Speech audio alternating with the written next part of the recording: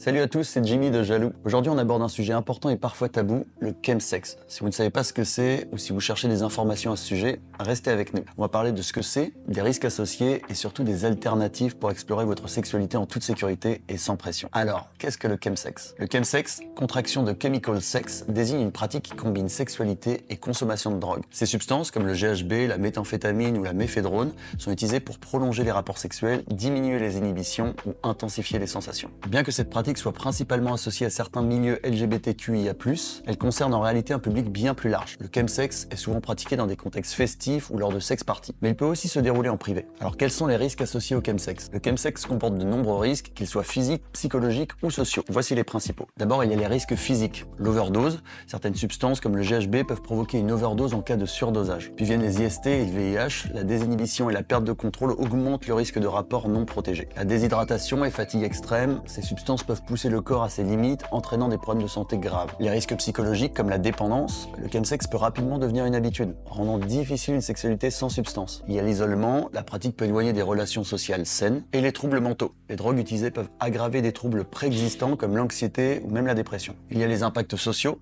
Comme la stigmatisation, le chemsex reste un sujet tabou, ce qui peut entraîner un sentiment de honte ou de rejet parfois. Les conséquences professionnelles, la fatigue ou les comportements impulsifs peuvent affecter la vie quotidienne et le travail. Alors quelles sont les alternatives pour une sexualité épanouie? Si le chemsex est souvent perçu comme un moyen d'intensifier sa sexualité, il existe des alternatives beaucoup plus saines et tout aussi excitantes. Par exemple, les sextoys pour couple, comme les anneaux vibrants, stimulateurs ou jouets connectés, peuvent pimenter vos moments à deux. Vous pouvez aussi utiliser des huiles ou gels de massage pour créer une ambiance sensuelle et relaxante, ou encore explorer des accessoires BDSM doux, comme des masques, bandeaux ou cordes. Enfin, des stimulants sexuels légaux, comme le poppers ou certains aphrodisiaques, peuvent être une option intéressante pour intensifier les sensations. À chacun de trouver ce qui lui correspond, tout en prenant soin de soi. Travailler également sur la connexion émotionnelle avec votre partenaire peut faire toute la différence. Prenez le temps de communiquer, d'échanger sur vos envies et vos limites. Souvent, un bon dialogue suffit à ouvrir la porte à de nouvelles expériences, sans avoir besoin de substances. Vous pouvez aussi rechercher des sensations naturelles en essayant des techniques comme la respiration synchronisée, le yoga ou encore des massages sensuels, qui permettent d'intensifier les sensations de manière simple